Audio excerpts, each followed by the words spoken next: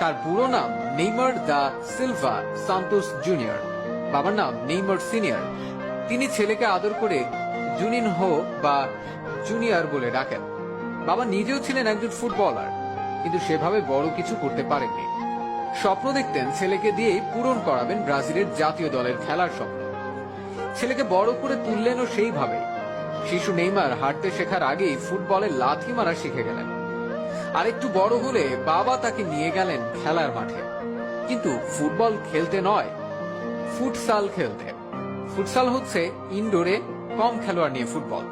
সেখানে চমৎকার খেলে নেইমার সবার নজরে আসে।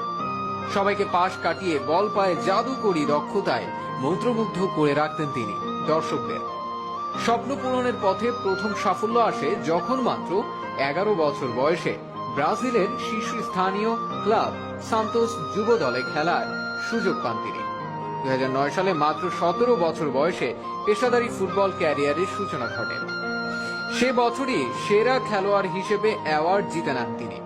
2010 সালে ধূমকেতুর মতো উত্থান ঘটে নেইমারের। সান্তোসকে league championship, Copa do Brasil championship জেতানো ছাড়াও টানা 4 বার সেরা খেলোয়াড়ের পুরস্কার জেতেন তিনি। 2011 সালে সান্তোসকে 48 বছরের ভেতর প্রথমবারের মতো কোপা চ্যাম্পিয়নশিপ জেতানোর পথে নেইমার এমন একটি অসাধারণ গোল করেন, যেটি ফিফা বর্ষসেরা গোল হিসেবে মনোনীত করে। এছাড়া সেরা খেলোয়াড়ের দৌড়ে শুধু ব্রাজিলের নয়, গোটা দক্ষিণ আমেরিকায় সেরা ফুটবলার হিসেবেও অ্যাওয়ার্ড জিতে নেন নেইমার।